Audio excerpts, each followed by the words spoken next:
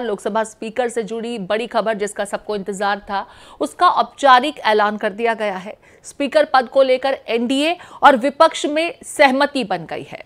आपको बता दें, नामांकन के दरमियान दोनों ही पक्ष के लोग मौजूद रहेंगे।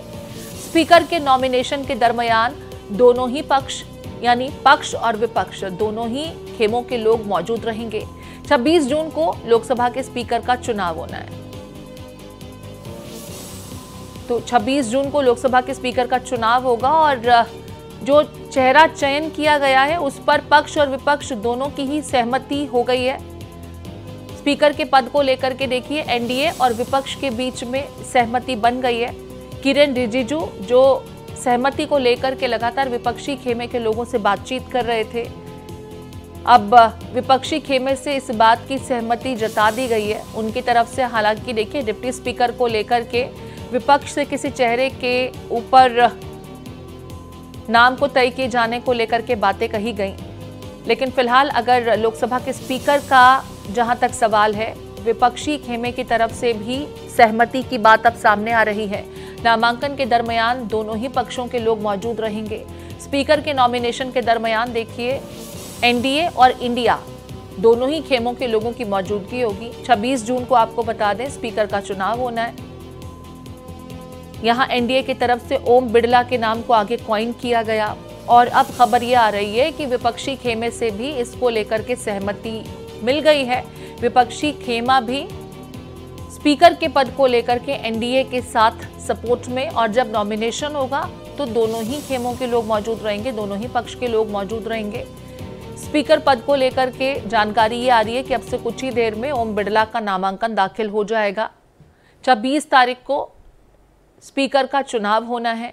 एनडीए और विपक्ष में स्पीकर पद को लेकर के सहमति बन गई है। हालांकि मांग विपक्षी खेमे से ये की जा रही है कि डिप्टी स्पीकर जो है वो हमारे खेमे से होना चाहिए।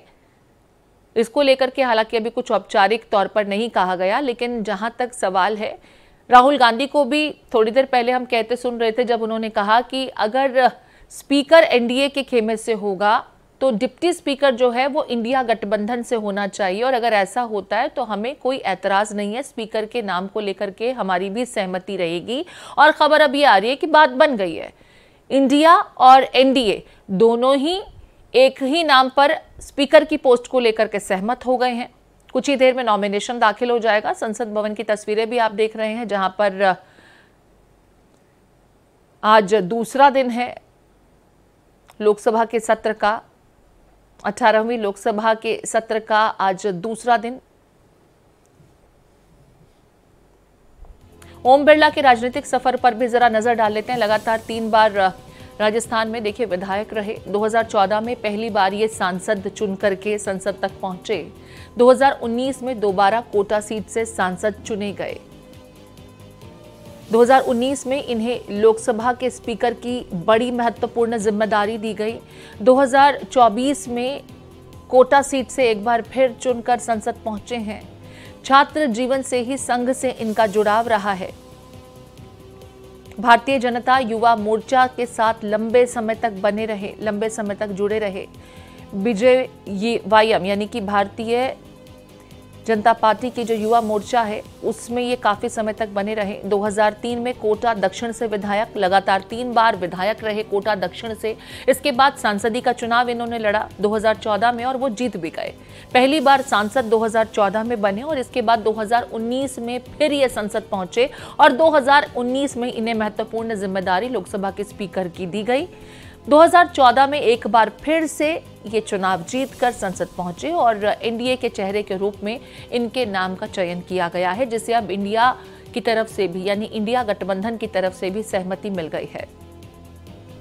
जिम्मेदारी क्या होती है ये भी हम आपको बता रहे हैं। स्पीकर की बहुत महत्वपूर्ण जिम्मेदारियां होती हैं और शक्तियां भी बहुत महत्वपूर्ण होती हैं।